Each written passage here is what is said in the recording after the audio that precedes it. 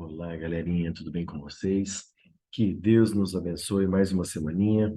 Aqui quem fala é o professor Tiaguinho. Pessoal, hoje eu vou resolver para vocês as questões do Enem 2023, tá bom? As questões de Química da prova amarela. Espero que vocês gostem. Espero que vocês possam esclarecer as dúvidas aí em relação às questões de Química da prova, tá bom? Vamos lá, galerinha, sejam bem-vindos.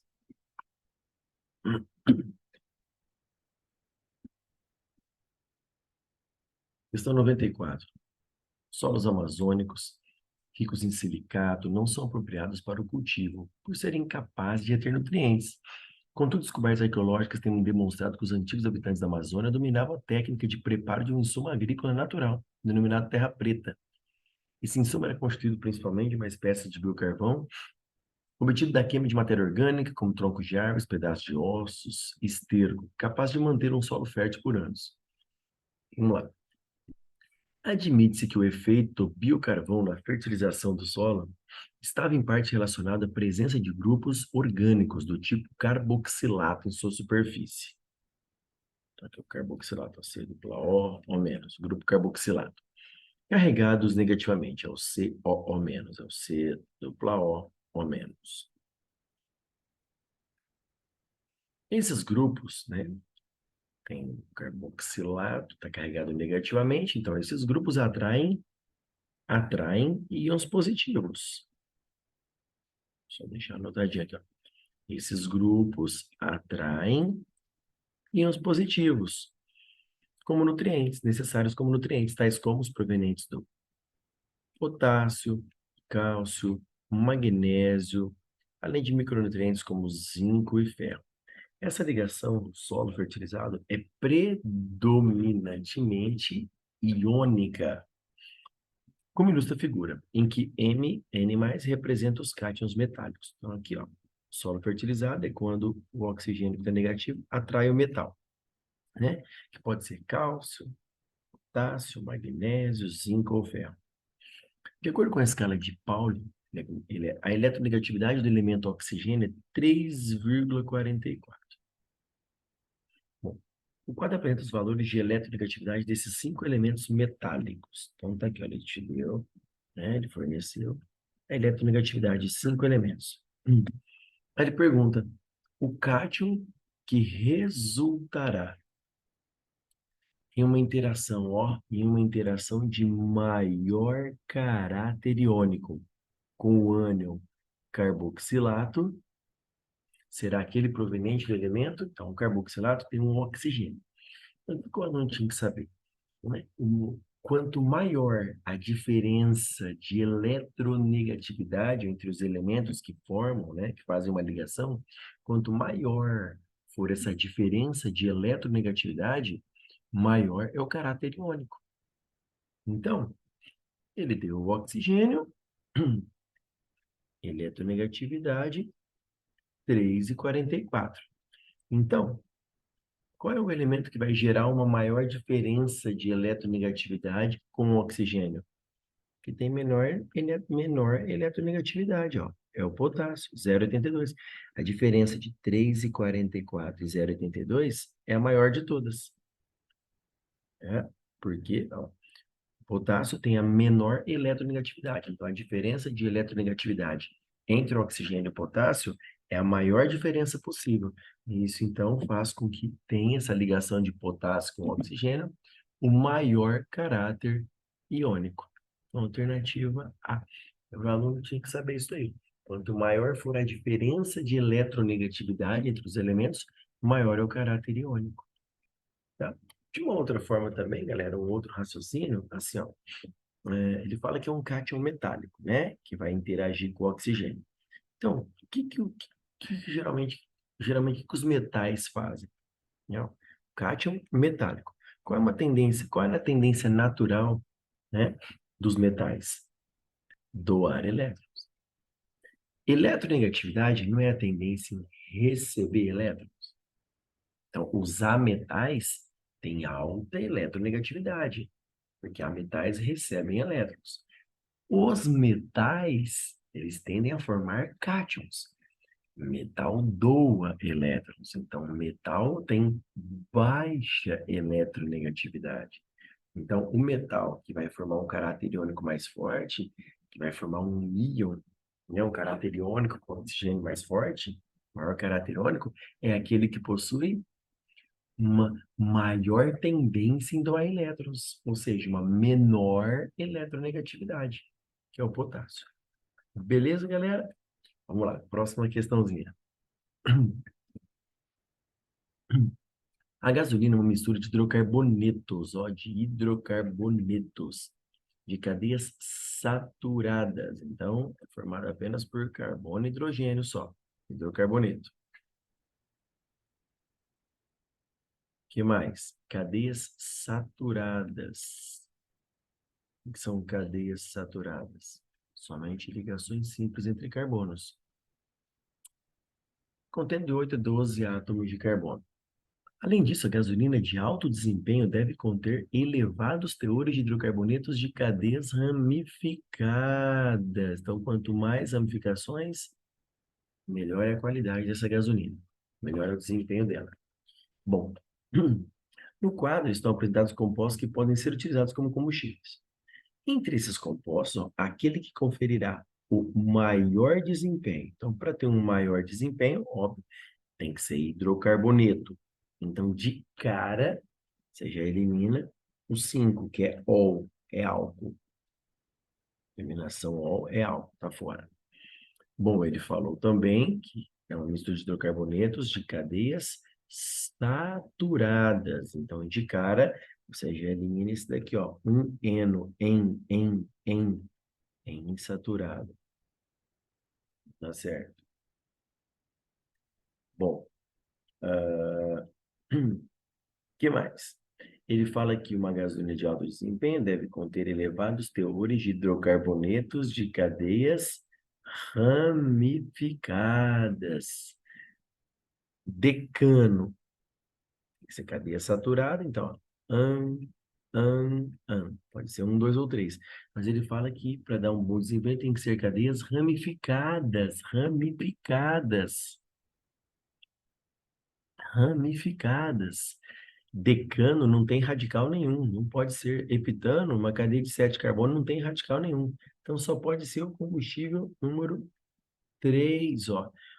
Trimetilpentano, pentano, ó, hidrocarboneto, terminação em O, só tem ligações simples, cadeia saturada, e ó, 2,2,4 trimetil, 3 radicais metil, uma cadeia ramificada, saturada e é um hidrocarboneto. Beleza? Uma questãozinha bem tranquila, galera, essa daqui. Ok? Vamos lá. Próxima questão. Questão 97.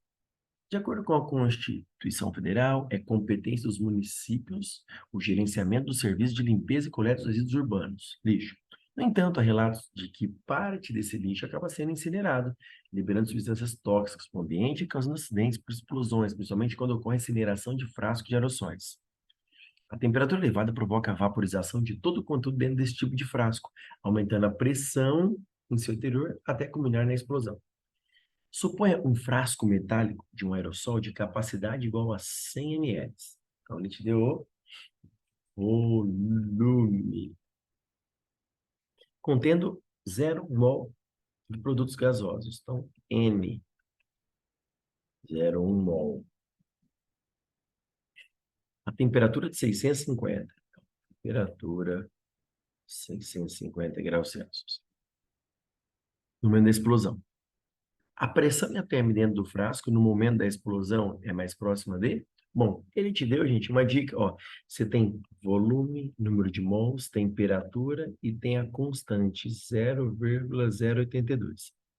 Só falta a pressão. Então, qual é a formulinha que trabalha com pressão, volume, número de mols, temperatura e constante universal dos gases, que é o R? É a formulinha PV é igual a nRT, equação de Clapeyron. Beleza? Então vamos lá. Ah, mas quais são as unidades? É só obedecer as unidades que está na constante R, ó. R é 0,082, o quê? litro, então volume é litro, ATM, pressão ATM, mol é o N, número de mol, e temperatura é Kelvin. Então, ó, tem que observar, a gente tem que obedecer essas unidades. Então, vamos lá. A pressão ele quer saber, vou descobrir. O volume, opa, o V tem que estar em litros, então 100 ml, 0,1 litro, ali. Número de mols, ele já deu 0,1. A constante, 0,082. E a temperatura, ó, tem que estar em Kelvin. 650 graus Celsius. Olha lá, como que eu transformo em Kelvin? Soma 273. Vai dar 923 Kelvin. Tá aqui. Só desenvolver, ó. Corta. O 0,1 com o 0,1, olha lá. 0,082, 0,082 vezes 923, ó, 75,686, aproximadamente 76 ATMs. Então, quando a pressão chegou em 76 ATMs, o frasco explodiu. Beleza? Ó, era só lembrar da formulinha PV/NRT e lembrar das unidades. Pressão em ATM, que ele pede na pressão em ATM, volume litros, temperatura Kelvin. Beleza? Uma questãozinha tranquila também, lembrando o conceito da equação de Clapeyron, beleza? Vamos lá, galera. Espero que vocês tenham entendido. Vamos lá. Questão 108. Uma questão de reação orgânica que muita gente, provavelmente, às vezes não lembrou, né? Questão bem conceitual. As cetonas fazem parte de famílias olfativas encontradas em muitos alimentos. A molécula de hexantrezona é um exemplo desses compostos voláteis responsáveis pelo aroma, podendo ser obtido por processos energéticos realizados em meio ácido, na presença de oxidantes como permanganato de potássio. Para se produzir esse composto volátil em laboratório, deve-se oxidar a molécula dele. Ele quer saber qual é o composto, vou descobrir, né, qual é o composto que, ao sofrer uma oxidação, gera uma cetona. Então, aqui, na verdade, é uma oxidação alcoólica, galera. O que o aluno tinha que lembrar? Que álcool primário, lembra daquela aulinha que o vinho vira vinagre? Por que que o vinho vira vinagre? Porque o etanol é um álcool primário. Por que álcool primário? Porque a hidroxila, OH, está ligada a um carbono primário. É um carbono primário, porque esse carbono só está ligado a outro carbono, então é um carbono primário. Então, quando a hidroxila está ligada a um carbono primário, é um álcool primário. Então, vamos lembrar, um álcool primário, quando ele sofre um processo de oxidação, ele se transforma em um aldeído e ocorre a liberação de água. É esse aldeído que faz causar a ressaca no dia seguinte, quando você toma muito álcool. Depois, se esse aldeído continuar oxidando, exposto ao oxigênio, aí ele vira um ácido carboxílico, que esse ácido aqui é o ácido etanóico, popularmente chamado de ácido acético. Então, olha lá, ó. Por isso que o vinho contém etanol, vira vinagre, é uma oxidação alcoólica.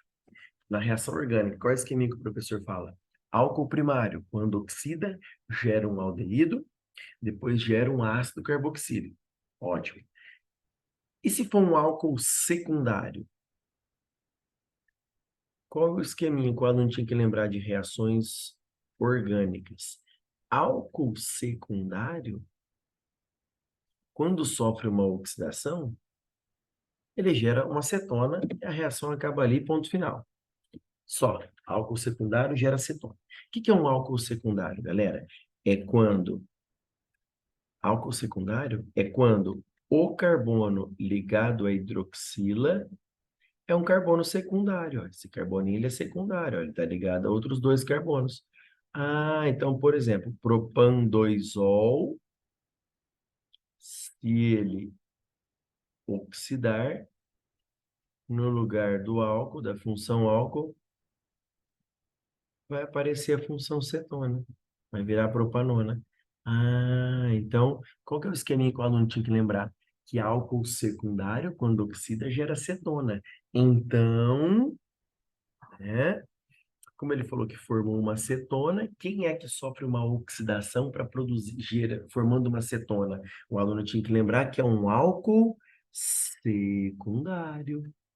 Ah, para ser um álcool secundário, ó, a cetona não está no carbono 3, a função cetona, hexantrezona.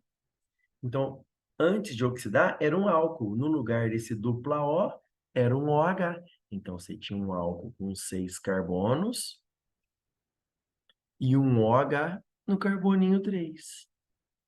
Aí, esse OH, que é do álcool, quando oxida, forma cetona. Então, o álcool que originou essa cetona foi o hexan 3-ol. Então, o aluno tinha que saber o conceito. Qual é a substância que oxida gerando uma cetona? Álcool é oxidação alcoólica. Álcool primário gera aldeído e o aldeído gera ácido carboxílico. Por isso que o vinho vira vinagre. Etanol vira ácido etanóico, ácido acético. Álcool secundário, quando oxida, gera-se cetona. A alternativa era C, hexan 3-ol. Beleza? Uma questãozinha bem conceitual. Próxima questão, vamos lá. Questão 110. O vidro contendo alumínio em sua composição é um excelente material para acondicionar medicamentos e suprimentos, porque pode ser esterilizado por aquecimento. No entanto, quando o medicamento ou suplemento contém substâncias, quando o medicamento ou o suplemento contém substâncias que se ligam ao íon desse metal, que íon? Alumínio. Vidro que contém alumínio. Então, olha lá, quando o medicamento ou suplemento contém substâncias que se ligam ao alumínio, a dissolução do alumínio é promovida. E vai dissolver alumínio, então vai contaminar ali, né, o alimento. É promovido em função do deslocamento de equilíbrio estabelecido entre a espécie mobilizada no vidro e a espécie em solução.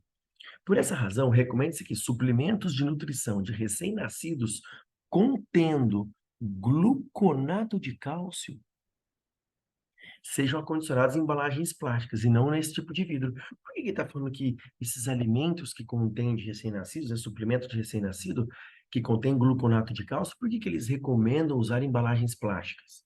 Não pode usar nesse vidro contendo alumínio. Ué, se ele está recomendando que é para usar em embalagens plásticas, é porque esse gluconato de cálcio vai fazer o quê se for usado nesse vidro contendo alumínio? Ele vai se ligar ao alumínio, né? Isso está explicado onde? No texto.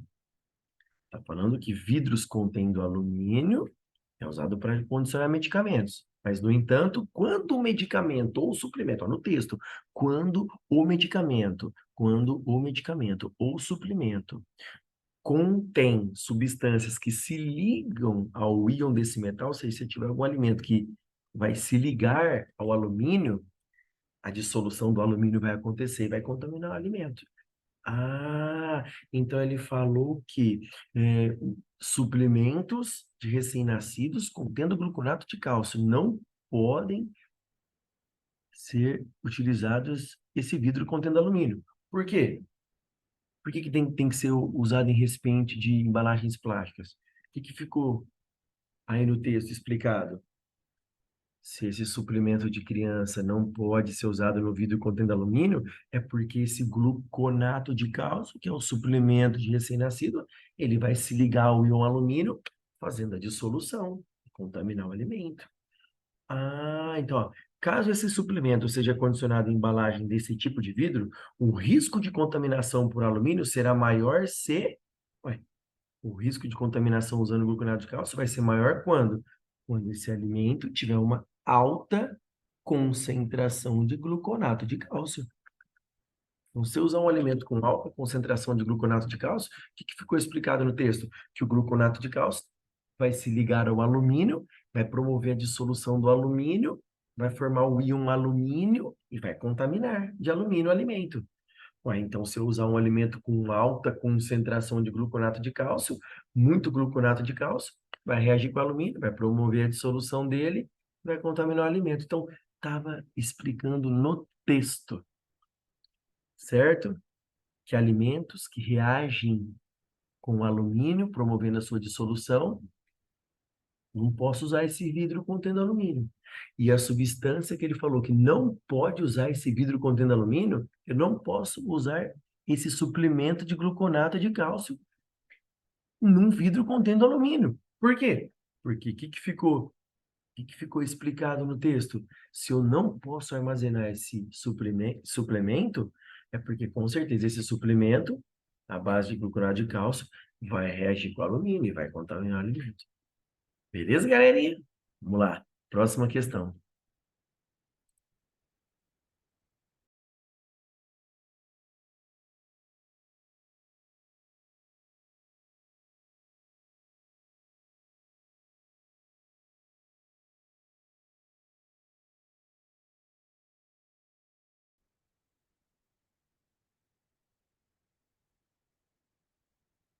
Questão 112. O descarte de detergentes comuns nos esgotos domésticos ocasiona a formação de uma camada de espuma que impede a entrada de oxigênio na água. Os micro-organismos que vivem nessas águas não são capazes de quebrar moléculas ramificadas. Ó, informação importante, né, na leitura. Ó. Às vezes a resposta de muito exercício está onde? Texto. Ó, os micro-organismos que vivem nessas águas não são capazes de quebrar moléculas ramificadas. Certo? Ocorrendo assim um desequilíbrio ambiental nos rios. A fórmula a seguir representa a estrutura química de um tensoativo presente na composição de um detergente não biodegradável. Por que não biodegradável? Porque os micro-organismos não conseguem quebrar moléculas ramificadas. Olha essa estrutura, ó, um metil aqui, outro metil, outro metil, outro metil, outro metil, ó, tem muitas ramificações.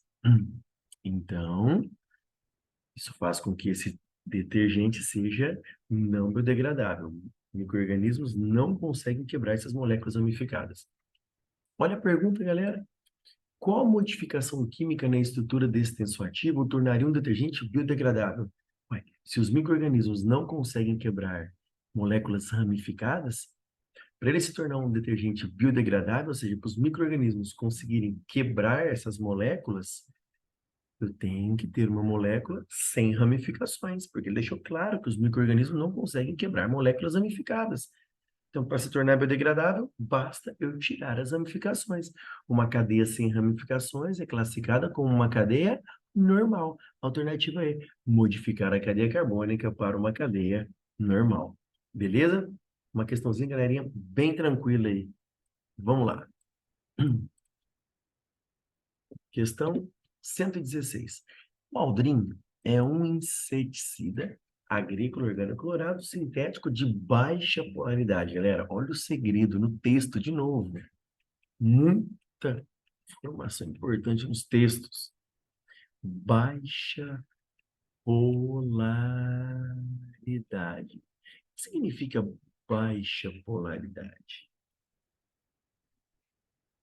Bom, baixa polaridade é porque predomina nesse composto, predomina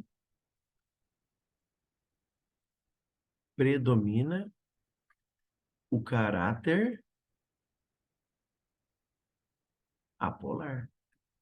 Porque, ó, baixa polaridade, uma molécula com baixa polaridade, ela é pouco polar, ou seja, predomina o caráter apolar. Se predomina o caráter apolar, eu sei que inseticida, então, ele vai ser mais solúvel onde? Em solventes apolares, ou seja, solúvel em óleos e gorduras. Porque óleos e gorduras também predominam o caráter apolar. Por isso, água e óleo não se misturam. Água polar, óleo apolar, não se misturam. Tá bom? Então, o segredo estava aí. O aldrin é um inseticida de baixa polaridade, ou seja, ele é pouco polar, muito pouco polar. Ou seja, pouco polar significa que predomina o caráter apolar, solúvel em óleos e gorduras. Beleza. A curvatura está representada de fórmula C12H8CL6, está representada na figura. Introduzido na agricultura a partir da década de 50, esse composto apresenta alta persistência no meio ambiente e acumulação nos organismos, sendo danoso para a saúde. O pesquisador coletou fluidos biológicos de indivíduos de uma população contaminada por esse inseticida agrícola. Ele analisou amostras de saliva, sangue, lágrima, urina e leite. Quanto à presença dessa substância. Em qual dos líquidos o pesquisador, qual dos fluidos, o pesquisador provavelmente encontrou a maior concentração dessa substância? Poxa, se esse aldrin tem baixa polaridade, né, se predomina nele o caráter apolar, ele vai estar presente em maior quantidade, onde? Substâncias apolares, né, onde ele é solúvel. Ah, então, ó, alternativa correta, letra E. Vai estar presente em maior quantidade onde? No leite, por causa do alto teor de gordura. Opa, leite tem bastante gordura. Então, o que que vai acontecer? Alto teor de gordura, gordura predomina caráter apolar. Então, esse aldrin vai ser solúvel em gordura. E ele falou no texto também que ocorre a acumulação nos organismos. Então, esse aldrin vai ser, né, vai ser miscível, vai se misturar com a gordura e vai ficar presente, né, no organismo. Beleza? Agora, gente, se ele é apolar, ele não vai dissolver facilmente em água, né? Porque a água é polar. Então, a saliva, basicamente é água, sangue, o principal componente é água, né? Lágrima, urina, basicamente é água. Então, onde que ele vai estar presente em maior quantidade? No leite, por causa da gordura. Gordura, substância apolar, solúvel. Então, o aldrin solúvel em gordura. Beleza? Conceito bem interessante, bem legalzinho a questãozinha, galera. Vamos lá? Próximo. 117. Uma cafeteria adotou copos fabricados a partir de uma composição de 50% de plástico reciclado, não biodegradável, e 50% de casca de café. O copo é reutilizável. Olha que beleza, o copo é reutilizável e retornável, pois o material semelhante a uma cerâmica suporta a lavagem. Então, ó, ele é formado de plástico não biodegradável. Então, eu estou reciclando plástico não biodegradável. Se eu jogasse na natureza, muitos anos, né? Não biodegradável. Então, eu vou estar reciclando e reutilizando ele várias vezes, porque eu consigo lavar, inclusive, porque ele suporta a lavagem. Embora ele seja comercializado por um preço considerado alto quando comparado ao de um copo de plástico descartável, essa cafeteria possibilita aos clientes retornarem o copo sujo e levarem um café quente servido em outro copo já limpo e higienizado. O material desse copo oferece também o conforto de não esquentar na parte externa. Quais duas vantagens esse copo apresenta em comparação ao copo descartável? Meu amigo, se ele está falando que o copo não vai esquentar na parte externa, o café é quente lá dentro, porque por fora ele não vai esquentar? Porque ele é um mau condutor térmico, né? Baixa condutividade térmica. É um isolante, se não esquenta por fora, é isolante, baixa condutividade térmica. Beleza? E a outra vantagem? Pô, eu vou estar reciclando esse plástico. Esse plástico, esse copo é formado por plástico reciclado, ó, não biodegradável. Então, se eu estou reciclando um plástico biodegradável, eu não vou jogar esse plástico não biodegradável, eu não vou estar jogando ele na natureza. Então, o que que vai acontecer? Eu vou reduzir o resíduo não biodegradável, porque ele é não biodegradável. Se eu estou reciclando ele, eu deixo de jogá-lo na natureza. Então, eu vou reduzir esse resíduo não biodegradável na natureza. Olha aí, questãozinha bem tranquila também, galera. Ó, resposta onde? Interpretação do texto também. Beleza? Vamos lá, próxima questão. 118, uma questãozinha muito bem bolada, galera. O consumo exagerado de refrigerantes é preocupante, pois contribui, pois contribui para o aumento de casos de obesidade. Inclusive, a Unicamp abordou esse tema também aí de açúcar, adoçante, né? Quantidade de refrigerante que os brasileiros consomem. Considere dois refrigerantes enlatados, um comum e o outro diet, e que ambos possuem a mesma quantidade de aditivos, exceto pela presença de açúcar, ou seja, o refrigerante comum, bastante açúcar. Refrigerante diet, ó, adoçantes. O refrigerante comum contém, basicamente, refrigerante comum tem basicamente água carbonatada e grande quantidade de açúcar. Tá. Já o refrigerante diet também tem água carbonatada, a mesma quantidade de água carbonatada que o refrigerante comum, e adoçantes, cujas massas são muito pequenas. Então, o que acontece? Se eu pegar um refrigerante normal, refrigerante diet, mesmo volume, uma latinha, refrigerante normal, refrigerante diet, uma latinha, 350 ml. Se eu colocar na balança, o refrigerante normal ele vai ter uma massa maior. Por quê? Porque tem muito açúcar. O refrigerante diet, ele contém adoçante. Então, vai dar o mesmo poder de adoçar. Mas eu não vou usar açúcar. Então, num lugar que eu coloquei 5 colheres de açúcar numa latinha, na outra eu coloco 5 gotinhas de adoçante. Então, o que acontece? A massa de açúcar no refrigerante normal, a massa do refrigerante normal vai ser maior, porque tem mais açúcar. No refrigerante diet, eu substituo o açúcar pelo adoçante. Algumas gotinhas já são suficientes, ou seja, eu uso uma massa, olha lá, uma massa muito pequena de adoçante já consegue o mesmo poder de adoçar que várias colheres de açúcar. Ah, então entre as duas versões, o refrigerante comum possui por que maior densidade? Gente, olha a formulinha. Densidade é o quê? Massa pelo volume. O volume de duas latinhas é o mesmo, refrigerante normal, refrigerante diet. Então, o volume é o mesmo de refrigerante. Qual que é a diferença do refrigerante normal comum para o diet? O normal tem mais açúcar, então vai ter uma maior massa, né? Então, se vai ter maior massa, ó, maior numerador, maior densidade, né? Ó, se o volume é o mesmo, olha o que acontece. Se o volume é o mesmo, esquece o volume é o mesmo. Se você aumenta a massa, você aumenta a densidade. Então, o refrigerante comum, ele vai ter maior densidade. Beleza? O volume de refrigerante é o mesmo, porém, o refrigerante comum vai ter uma massa maior por causa de quem? Do açúcar. Vamos supor, que eu tenho 10 gramas de açúcar. No outro refrigerante, eu não vou ter 10 gramas de adoçante. Eu vou ter 1 grama de adoçante, já consegue o mesmo poder de adoçar do que 10 gramas de açúcar. Então, a massa da latinha de refrigerante comum vai ser maior. Então, maior massa, maior densidade. Alternativa A. Então, menor massa de soluto? De jeito nenhum. Maior volume de gás? Não, porque tem água carbonatada em mesma quantidade nos dois. Menor viscosidade? Não, não tem nada a ver com a viscosidade. E aí o aluno poderia ficar em dúvida entre aqui, ó, maior temperatura de congelamento. No açúcar, você tem mais partículas dispersas. Então, lembra das propriedades coligativas? A gente fala assim, ó, a gente lembra do para você. O que que é isso, galera?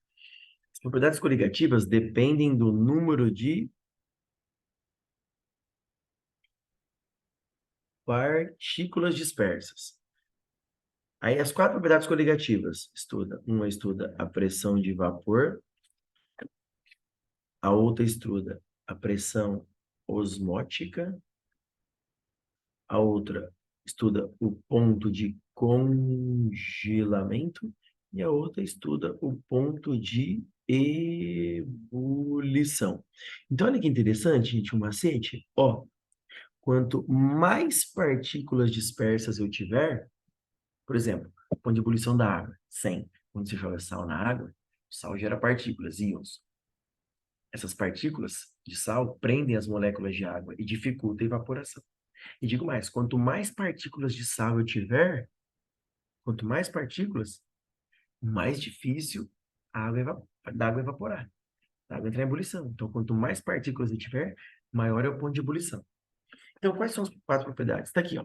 Quanto mais partículas dispersas eu tiver, menor pressão de vapor, maior pressão osmótica, menor ponto de congelamento, maior ponto de ebulição. Então, lembra, para você, pensa, o primeiro é maior, vai alternando, ó, maior, menor, maior, menor, maior.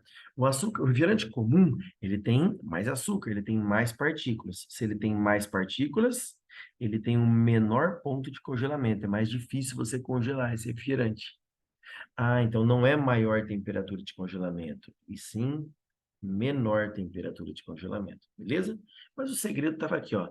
Densidade é massa pelo volume. O volume é o mesmo das duas latinhas. O refrigerante comum tem mais açúcar, então tem uma massa maior.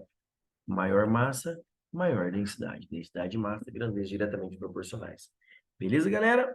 Na próxima questão. 119. O manual de automóvel alerta sobre os cuidados em relação à pressão do ar no interior dos pneus. Recomenda-se que a pressão seja verificada com os pneus frios. O motorista, desatento a essa informação, realizou uma viagem longa sobre asfalto quente e, em seguida, verificou que a pressão P0 no interior dos pneus não era recomendada pelo fabricante. Na ocasião, a temperatura dos pneus era T0. Então, pressão inicial ele chamou de P0, temperatura inicial T0. Ok. Após um longo período em repouso, os pneus do carro atingiram a temperatura ambiente T. Então, a temperatura final foi T. Então, o que aconteceu com a temperatura? O carro esquentou muito, ele deixou o carro em repouso para a temperatura diminuir e voltar para a temperatura ambiente. A temperatura estava alta e ele deixou em repouso para voltar para a temperatura ambiente. O gás sofreu uma transformação. Durante o resfriamento,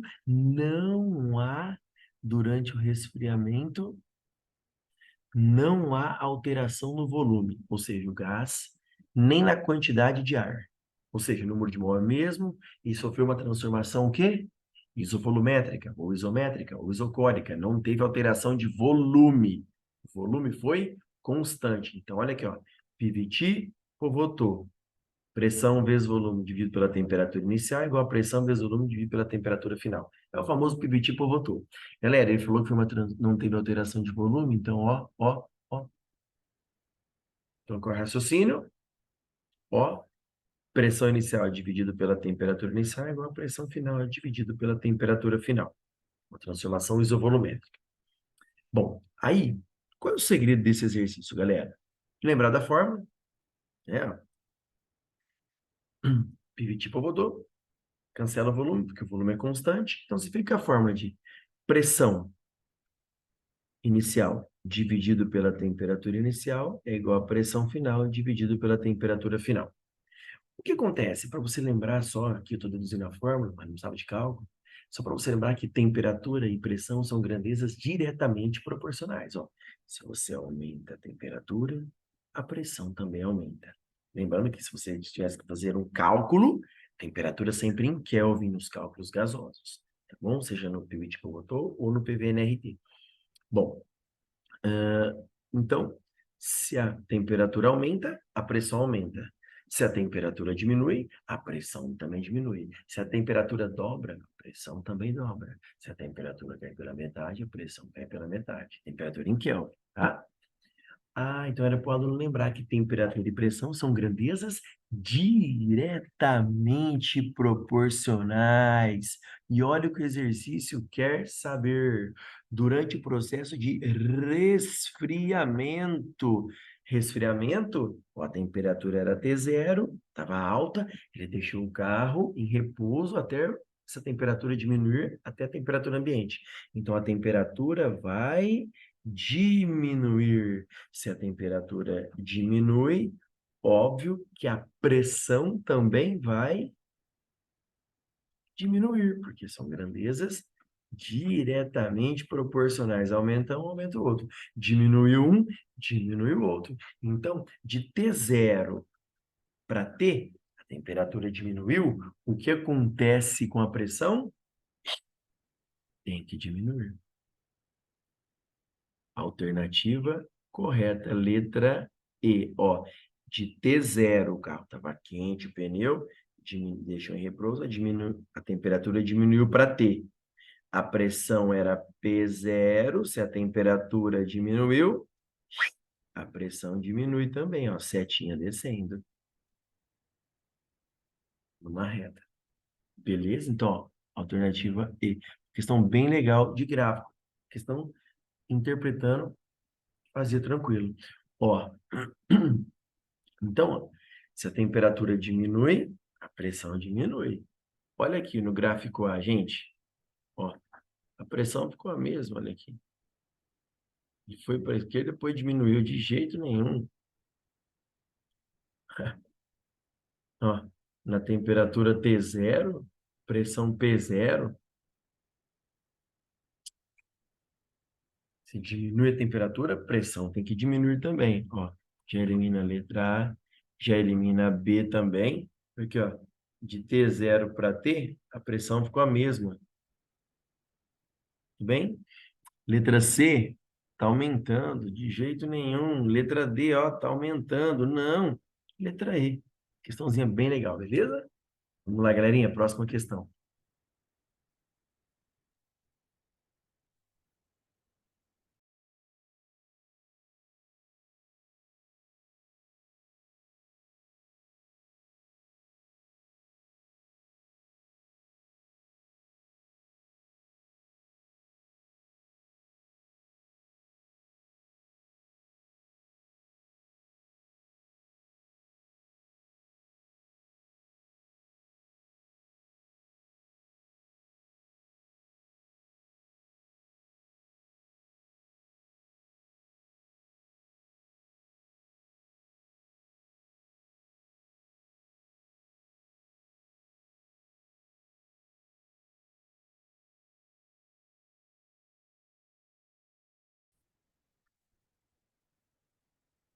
Questão 121. Para que uma molécula dê origem a um medicamento de administração oral, além de apresentar atividade farmacológica, deve ser capaz de atingir o local de ação. Para tanto, essa molécula não deve se degradar no estômago. Não deve se degradar no estômago. Deve ser capaz de atravessar as membranas celulares e ser solúvel no plasma, que é um sistema aquoso, ou seja, água. Ou seja, tem que ter um certo caráter polar, né, para ser solúvel no plasma, né, que é um sistema aquoso. Para os fármacos, cujas estruturas são formadas por cadeias carbônicas longas, ou seja, cadeias carbônicas longas, predomina o caráter apolar, né? Porque cadeia carbônica, hidrocarboneto, né? Predomina o caráter apolar. Contendo pelo menos um grupamento amino, né? Lembrando só, né, função amina, química orgânica, as funções orgânicas que têm caráter ácido, ácido carboxílico e fenol. A função orgânica que tem caráter básico, as aminas. Então, quando pelo menos um grupo amino, um recurso tecnológico empregado é a sua conversão no cloridrato correspondente. Essa conversão é representada de forma genérica pela equação química. Então, o cara fez, né? Pegou um fármaco, que tem uma cadeia carbônica longa, que ele representou por R3 aqui, né? Tem o grupo amino. E ele reagiu com HCl e virou esse composto aí, R3NH mais e Cl-.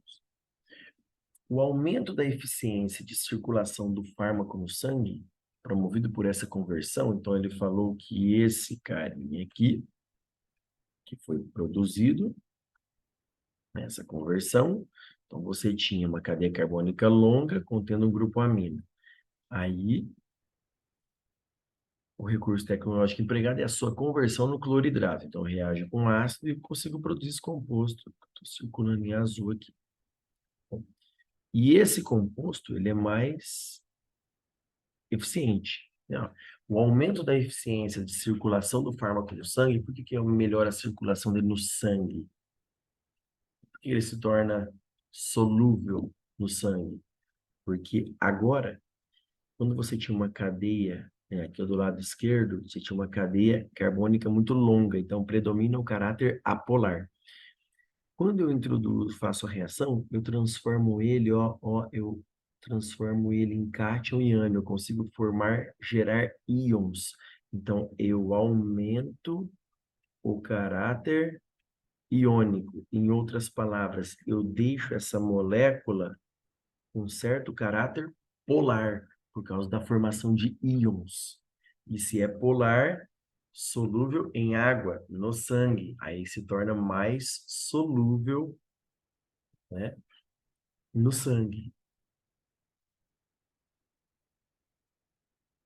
Na verdade, no final agora, esse composto azul, ele vai ter um caráter, vamos dizer, igual do sabão, né? Um caráter anfifílico, anfifílico, ou que a gente chama de anfipático, ou que a gente chama de tensoativo, ou também surfactante, ou emulsificante, que é uma substância de caráter anfifílico, anfipático, tensoativo, surfactante, emulsificante. São substâncias que têm caráter polar e apolar. Então, do lado esquerdo ali, o R3N, ele tinha um caráter apolar muito forte, predomina as cadeias longas de hidrocarbonetos.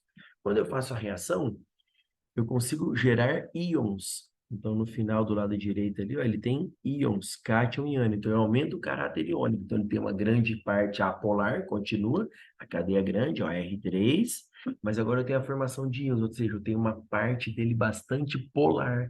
Eu aumentei o caráter iônico. Então, ele tem uma parte apolar da cadeia carbônica, e agora ele tem parte polar na ponta por causa dos íons.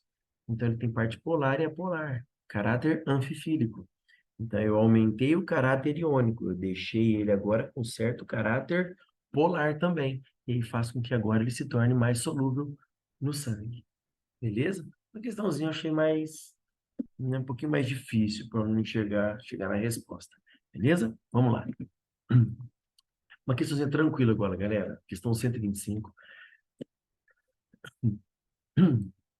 A utilização de tecnologia nuclear é um tema bastante controverso, por causa do risco de acidentes graves, né? Quando tem vazamento, né? Problemas, olha lá, ó, como aqueles ocorridos em Chernobyl, o acidente do Césio, né, em Goiânia, o acidente em Fukushima, em 2011. Apesar de muitas vantagens, como a geração de resíduos tóxicos, descontaminação ambiental dispendiosa em casos de acidentes e a utilização de armas nucleares, a geração de energia nuclear apresenta vantagens em comparação a outras fontes de energia. Qual é a principal? Olha lá, a geração dessa energia tem como característica, bom, energia nuclear. Processo usado nas usinas nucleares, galera. É um processo chamado de fissão nuclear. Fissão. Quebra um núcleo maior, quebrando em dois ou mais núcleos menores. Processo de fissão foi usado na bomba atômica e usina nuclear. Depois nós temos um outro processo que libera mais energia ainda, que é a fusão nuclear, que ocorre aonde? Na bomba H, bomba de hidrogênio, é uma fusão nuclear, e no Sol, fusão nuclear, que libera, a fusão libera mais energia do que a fissão nuclear. Bom, no caso de, tá falando de geração de energia, a usina nuclear é um processo de fissão nuclear. Então, uma grande vantagem é que numa fissão nuclear, numa usina nuclear, uma pequena quantidade de material radioativo, você gera, quando você faz a fissão nuclear, você gera uma quantidade de energia gigantesca, galera. Muito, muito alta. Tá? Então, você produz uma quantidade de energia muito grande. E aí, o que acontece? É uma energia limpa no fato de que não há liberação de gás carbônico para o meio ambiente, assim como os combustíveis fósseis, né? A queima de carvão e petróleo gera-se muita quantidade de CO2, que ocasiona efeito estufa. Tá, então, a vantagem da fissão nuclear usada numa usina nuclear, ó, produzir altíssima quantidade de calor, altíssima quantidade, sem queimar combustíveis fósseis. Beleza? Vamos lá, próxima questãozinha. Era uma questão difícil essa daqui, porque tinha que saber muito conceito também, alguns conceitos químicos. Ó, uma questão bem confusa. Em uma indústria, o controle da dureza da água é importante quando ele é utilizado em caldeiras, uma vez que sais pouco solúveis, formados a partir de sulfatos e carbonatos, podem acumular-se no interior das tubulações, causando obstruções. Para avaliar a água utilizada nessa indústria, foram realizados testes de qualidade que consideraram os seguintes parâmetros. Então, foram 5 testes. Teste de cálcio na água, teste de cloro, teste de cálcio na água, teste de cloreto, teste de turbidez na água, teste de coliformes totais e teste de sólido sedimentar. Qual teste deve ser considerado para controlar a formação? Então, a pessoa fala, sólido. Não, se o sólido já está lá, não vai adiantar. É para controlar a formação, para não deixar formar esses sólidos. Então, o que eu posso estar fazendo? Qual é o controle? Galera, ele falou no texto que o controle da dureza da água é importante quando ela é utilizada em caldeiras, uma vez que sais pouco solúveis formados a partir de sulfatos. Então, eu tenho sulfatos e carbonatos. E eles reagem com íons presentes na água, e aí forma-se um sal insolúvel. Então, este sal insolúvel é o que vai ser formado. Então, um teste que eu devo, né, que eu tenho que fazer para não deixar formar esse tipo de obstrução é um teste de cálcio, galera. Por quê? Se tiver cálcio, olha o que vai acontecer. Cálcio reage com sulfato, formando sulfato de cálcio. Cálcio reage com carbonato, formando carbonato de cálcio.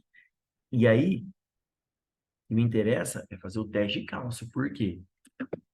Se tiver cálcio nessa água, eu já sei que vai formar sais insolúveis. E aí vão fazer o quê? Vão ficar acumulados ali nas tubulações, obstruindo a água. Então, eu tenho que fazer um teste de cálcio. Para quê? Para não deixar cálcio nessa água. Porque se tiver cálcio, vai formar sais insolúveis. Ah, mas como que eu sei que é sais insolúveis? A gente costuma fazer alguns macetes em sala de aula, a gente brinca assim, ó, sais insolúveis. Os nitratos e acetatos são solúveis. Então, qualquer sal formado pelo nitrato, nitrato de sódio, qualquer coisa, qualquer sal formado por nitrato, é um sal sempre solúvel. A musiquinha fala, ó, os nitratos e acetatos são solúveis. Sais de amônio e alcalinos também são. Qualquer sal formado pelo íon amônio ou por um metal alcalino da família 1A, por exemplo, cloreto de sódio. Ah, o Na é da família 1A, então eu sei que o sal é solúvel. Então, os nitratos e acetatos são solúveis. Sais de amônio e alcalinos também são. Os cloretos, brometos e iodetos. E o sulfato é que tem as exceções. Exceção porque vai formar precipitado. Aí vem outra musiquinha, outra parte da música é assim, ó. Prata, chumbo e mercúrio insolúveis quando se formarem sal com grupo 7A, que é o cloreto, brometo e iodeto. Ou seja, ó, vou pedacinho de novo, ó. Prata, chumbo e mercúrio insolúveis se formarem sal com grupo 7A. Ou seja, se você pegar prata, chumbo ou mercúrio e ligar a cloreto, brometo e iodeto, que é a família 7A, tipo a GCl, nós sabemos que é um sal insolúvel. Depois o restante da musiquinha assim, ó. Se o, su, se o sulfato for plumboso, reagindo com PB. Se o sulfato for plumboso ou terroso, o que é terroso? Se o sulfato estiver ligado a chumbo, não. Se o sulfato for plumboso ou terroso, se estiver ligado a chumbo, PB, ou terroso, ligado a um elemento da família 2A, cálcio. insolúvel também este sal será. Então, de novo, ó. Se o sulfato for plumboso ou terroso, insolúvel também este sal será. Então, lembra que o sulfato de cálcio é insolúvel. Ou o carbonato de cálcio também é insolúvel, por quê? Lembra, carbonato de cálcio, principal componente de conchas, corais, cascas de ovos, casca de ovo dissolve na água. Não, então você lembra que o carbonato de cálcio é insolúvel. Então, voltando, eu tenho que fazer um teste de cálcio, porque se tiver cálcio nessa água, ele vai reagir com os sulfatos e carbonatos, formando sais insolúveis e vai obstruir as tubulações. Beleza, galera? Então, cuidado, esse exercício não era sólidos, porque se o sólido já está lá, não vou fazer o teste do sólido que já está lá, eu tenho que fazer o teste para controlar a formação, para não deixar ele ser formado. Quem que é formado, que vai ser um sólido? Os sais insolúveis. Beleza? Uma questãozinha eu achei bem difícil aí, tá bom, galera? Próxima questão, vamos lá. 128.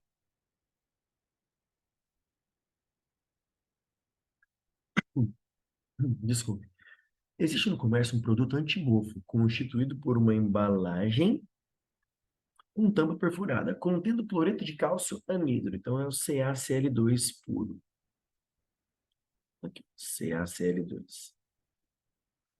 Uma vez aberto o lacre, essa substância absorve a umidade, transformando-se em cloreto de cálcio dihidratado. Esse pontinho aqui não vai fazer vezes, significa que ele está hidratado, que ele absorveu água, tá?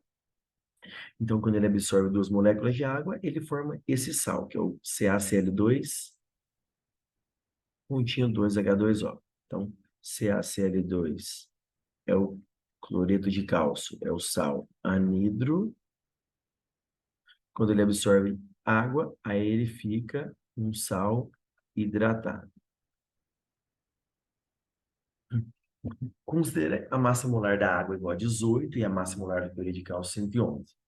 Na hidratação, né, quando ele recebe água, o ganho percentual em massa é mais próximo dele, quer saber quantos por cento aumentou a massa dele quando ele absorveu água. Então, pera um pouquinho, gente. Ele puro, a massa molar não é 111? Então, peraí, 111 gramas, 100%.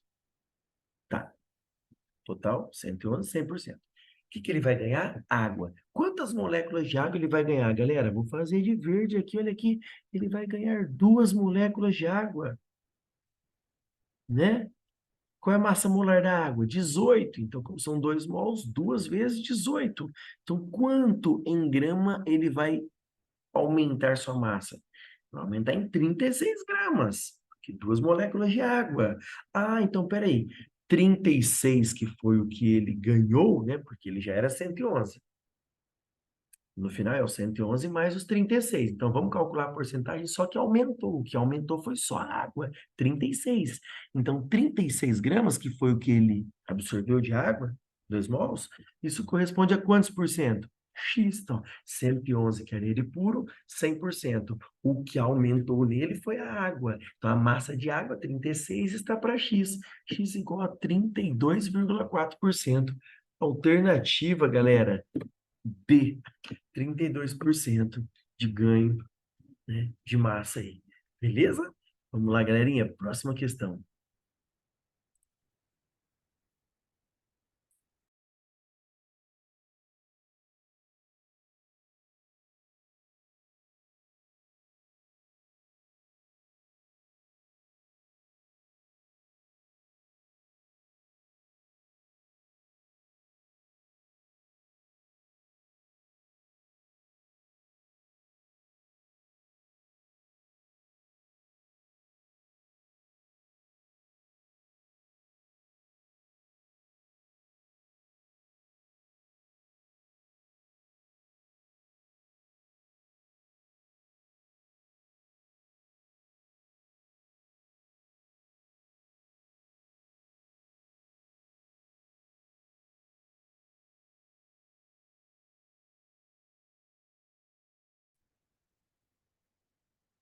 Questão 129. Um assistente de laboratório precisou descartar 7 frascos contendo solução de nitrato de mercúrio 1.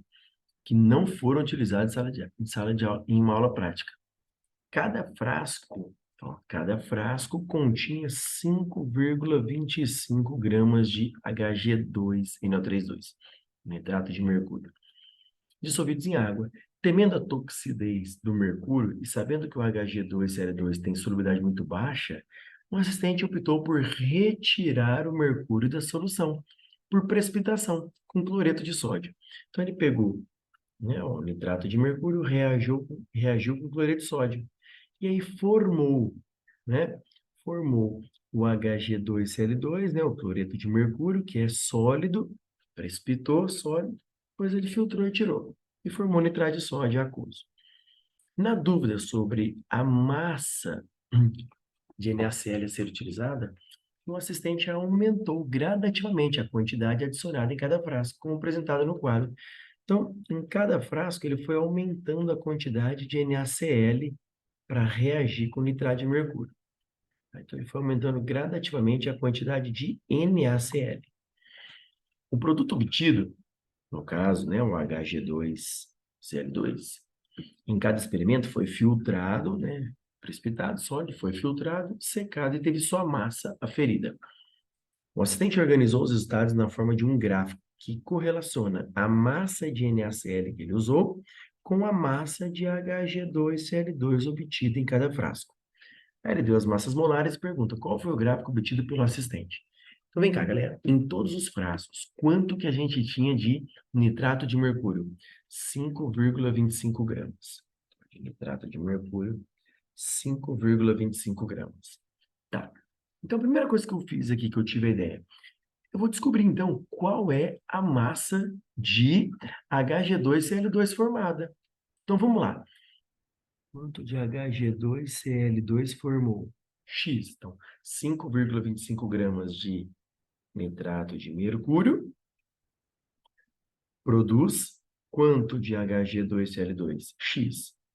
A parte de baixo da regra de 3, eu tiro da equação. Eu tenho 1 mol de de nitrato de mercúrio, 1 mol transformando em gramas, né? A massa molar, ó, 525 gramas por mol. Então, 1 mol, então vai ficar 1 vezes 525. Isso produz 1 mol de cloreto de mercúrio. Então, 1 vezes a massa molar do Hg2Cl2, que ele falou que é 472 gramas. Tá bom? Olha lá. Então, multiplicando em cruz, a massa produzida de Hg2Cl2 em todos os frascos, né? A massa produzida de Hg2Cl2 foi de 4,72. Lembrando que o Hg2Cl2 é um produto, então a massa inicial dele é zero. Com o passar do tempo, vai sendo produzido. Então, a massa dele vai aumentando até chegar no 4,72. Então, olha que interessante, galera. Ó, massa de Hg2Cl2, ó, era zero, foi aumentando, aumentando, aumentando, até chegar mais ou menos ó, em 4,72. Ó. Pode ser alternativa A, pode ser alternativa B, pode ser alternativa C. A D e a E não, porque a D, ó, a massa de HgCl2 começa em 2,5 e depois... Não começa em 2,5. Hg2C2 é um produto, então tem que começar do zero. Ele vai sendo formado, tem zero no início. Aí ele vai sendo formado até chegar no 4,72. Então, de cara, ó, tiramos a letra D e E. Beleza? Bom, agora vamos lá, galera. Vamos relacionar o Hg2Cl2, que foi produzido, com a massa de NaCl que ele usou. Então, olha que interessante, ó. Na regra de 3 ali, ó, em azul, eu vou trabalhar com NaCl, que eu vou tirar da equação, olha lá, ó, são 2 mols de NaCl para cada 1 mol de Hg2Cl2. Então, olha aqui, ó, 2 mols de NaCl, né, da equação, para 1 mol de Hg2Cl2. Então, vamos lá. Quanto que produziu de Hg2Cl2? De vermelho, ó, 4,72. Então, vem aqui agora, lá nessa regra de 3, ó. Para produzir 4,72 gramas de Hg2Cl2, qual é a quantidade máxima de NaCl que vai reagir? X, vou descobrir o máximo. Qual a quantidade máxima de NaCl que vai reagir para produzir 4,72 gramas de Hg2Cl2? Porque em todos os frascos vai ser produzido 4,72 gramas de HG2Cl2. Então, qual é a quantidade máxima de NaCl que vai reagir para gerar essa quantidade de HG2Cl2? Eu chamei de X. A quantidade máxima de NaCl que vai ser consumido para produzir os 4,72 gramas de HG2Cl2. Bom, como eu tenho 2 mols de NaCl, ó, embaixo, ó, 2 vezes a massa molar do NaCl, que é 58. O Hg2Cl2 eu tenho 1 mol, então 1 vezes a massa molar dele, que é 472. Então, 2 vezes 58 gramas de NaCl produz 472 gramas de Hg2Cl2. Para produzir 472, vou precisar de X gramas de NaCl. Então, a massa de NaCl é 1,16. Essa é a quantidade máxima de NaCl que vai reagir. Então, ó, até o quinto experimento ele usou 1. No sexto experimento, ele usou 1,2. Só vai consumir 1,16. O restante vai ficar em excesso. Depois, no último experimento, ele usou 1,4. Vai reagir só 1,16. O resto, até chegar em 1,4, vai ficar em excesso. Beleza?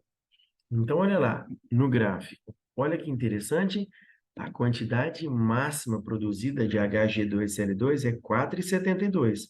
Para gerar 4,72 gramas de Hg2Cl2, qual é a quantidade máxima de NaCl que vai ser consumida? 1,16. Então, se ele colocar mais que 1,16, vai ficar NaCl sobrando. Então, o máximo que reage NaCl, 1,16. Alternativa, ó, B de bola. Olha lá, ó, quantidade de NaCl aqui, ó. 1,2 está aqui, ó, um pouquinho antes de 1,2, ó. Ó, esse pontinho aqui, ó, corresponde a aproximadamente 1,16. Ou seja, a partir disso, se ele usar 1,2, 1,4, pode usar. Agora, a partir de 1,16, o que ele usar de NaCl não vai reagir mais, vai ficar em excesso. Então, não vai interferir na quantidade de produto formado. Então, a partir de 1,16 gramas, ó, a quantidade de Hg2Cl2, ó, ela permanece constante, não vai interferir mais, porque o NaCl vai estar em excesso. Beleza? Uma questãozinha muito bem elaborada, eu achei uma questão difícil, tá bom? Vamos lá, galera. Próxima questão. O ciclo do nitrogênio é composto por várias etapas, conforme a figura, sendo cada uma desempenhada por um grupo específico de micro-organismos. Se o grupo dos micro-organismos decompositores fosse exterminado, então se não tivesse micro-organismos decompositores, qual etapa não ocorreria? O que o aluno teria que saber? O que os micro-organismos decompositores, ó, decompositores fazem? Eles fazem a decomposição. Eles fazem a decomposição, ou seja, a degradação, a quebra de matéria orgânica que possui nitrogênio, que está falando do ciclo do nitrogênio. Então, esses micro-organismos decompositores, eles quebram, fazem a degradação, a quebra de matéria orgânica, né, que tem o nitrogênio, e transforma essa matéria orgânica em inorgânica, ou seja, gera um composto inorgânico com nitrogênio, amônia. Então, ele produz, né? Ele quebra, esses micro-organismos decompositores quebram matéria orgânica, né? Faz esse nitrogênio que está numa matéria orgânica ser transformado em uma matéria inorgânica, que é a amônia.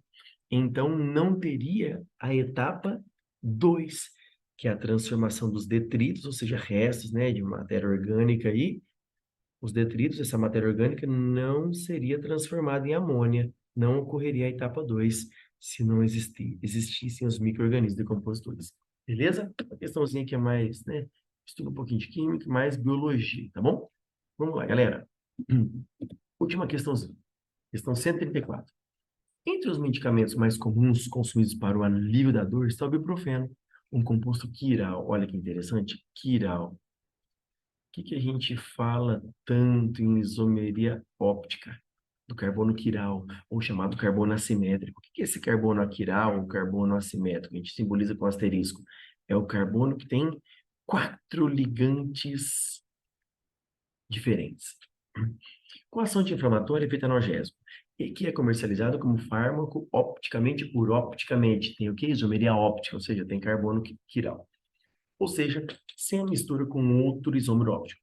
A forma industrial do ibuprofeno é: galera, cadê o carbono quiral? O carbono que faz 4 ligantes diferentes. A dica: não tem que ter 4 ligantes diferentes? Então, todo CH3 ele está fora da jogada. Porque o que é um CH3? É um carbono que tem 3Hs, ou seja, ele tem 3 ligantes iguais. CH2 também nunca pode ser assimétrico. Nunca pode ser um carbono quiral. Porque ele tem 2Hs, 2 ligantes iguais. Carbono que faz dupla nunca vai ser assimétrico, porque ele só vai ter 3 ligantes. Ó, ele vai ter um ligante aqui, ó, X, um ligante aqui, Y, um ligante Z. Ele só vai ter 3 ligantes. Tem que ter 4 ligantes diferentes, né? O conceito de carbono quiral. O carbono tem 4 ligantes diferentes. E carbono com tripla também não pode ser, porque ele só vai ter 2 ligantes, X e Y. Então, olha a dica, galera. Todo carbono que faz ligação dupla, tripla, CH3, CH2, ó, eles nunca serão assimétricos. Então, olhando essa estruturinha aí do ibuprofeno, o carboninho assimétrico, ele já falou que tem carbono quiral, mas só para lembrar, o carbono quiral é esse daqui, ó, tá? Ele tem um ligante, ó, vou colocar um asterisco nele aqui, ó. Ah, mas quem são os 4 ligantes dele, ó? Um ligante é o H, ele só faz 3 ligações, então a quarta ligação é o H. Para cima ele tem um CH3, para a direita ele tem um C dupla OH, e para a esquerda ele tem tudo isso. Então, ó, CH3 é diferente de tudo isso, que é diferente de C dupla OH, que é diferente do H. Então, esse carbono tem 4 grupos de ligantes diferentes. Bom, além do ibuprofeno, destacam-se também os princípios ativos a seguir, presentes em outros medicamentos para alívio da dor. Então, difenacetina, paracetamol, diplonassódico, diclofenaco sódico e o butilbrometo de escopolamina. O princípio ativo que apresenta o mesmo tipo de isomeria espacial que o ibuprofeno é, que mesmo tipo de isomeria espacial? Isomeria espacial óptica, ou seja, para ter isomeria espacial óptica tem que ter carbono assimétrico. Qual composto tem carbono assimétrico? Vamos lá, galerinha. Vou fazer análise com calma. Ó. A fenacetina, vamos comparar aqui. Vamos com os carboninhos. Ó. Aqui é CH3. Esse carboninho que eu circulei, ele faz 2 ligações. Então, a gente completa as outras duas com 2Hs. Ó, CH3 está fora, tem 3 ligantes iguais. CH2 está fora, porque ele tem 2 ligantes iguais. Todos esses carbonos do anel aromático aqui estão fora, porque fazem dupla. Esse carbono está fora porque faz dupla, e o carboninho da ponta está fora porque é um CH3, ele tem 3 ligantes iguais. Aqui não tem carbono assimétrico. Paracetamol, ó, todos os carbonos do anel aromático estão fora da jogada, por quê? Porque fazem ligação dupla. Esse carboninho aqui, ó, do dupla O está fora porque faz dupla, e o carbono da ponta tem 3Hs, então não é assimétrico, que também não tem. Dipronossódica, todos os carbonos do anel aromático fazem ligação dupla, estão fora da jogada. Esse carboninho aqui tem 3Hs, também não é. Esse também tem 3Hs, não é? Esse outro carboninho que eu estou colocando aqui, ó, faz dupla. Esse outro ligado ao dupla O faz dupla. Esse daqui faz dupla, não é? E esse daqui faz 2 ligações. Ah, então ele tem 2Hs, 2 ligantes iguais. Tá fora. E esse carboninho aqui faz uma ligação só, então ele tem 3Hs, 3 ligantes iguais. Essa molécula não tem carbono assimétrico. Diclofenaco. Ó, todos os carbonos do anel aromático estão fora porque fazem dupla. Ó, todos esses daqui estão fora também. Então, vamos ver esse outro aqui, ó. Esse. E ele só faz 2 ligações. Então, ele tem 2Hs, 2 ligantes iguais. E o último faz um dupla O, faz uma ligação dupla. Não pode ser assimétrico. Tá fora. Então, por exclusão, quem tem o carbono assimétrico é o butilbrometo de escopolamina. Alternativa E. Por exclusão. Mas, cadê o carboninho assimétrico nele? Ó, gente, olha o carboninho assimétrico. Esse carinha aqui, ó. Ó o carbono assimétrico, ó. Cadê os 4 ligantes dele, galera? Ó, o H é 1 para a direita. É esse CH2 preso a um OH. Para a esquerda, tudo isso daqui que está preso nessa ligação. E para cima, o anel aromático. Então, ele tem 4 ligantes diferentes. Ele tem carbono quiral. Portanto, ele tem isomeria óptica. Alternativa E. Galerinha, espero que vocês tenham gostado. Valeu, até a próxima, se Deus quiser.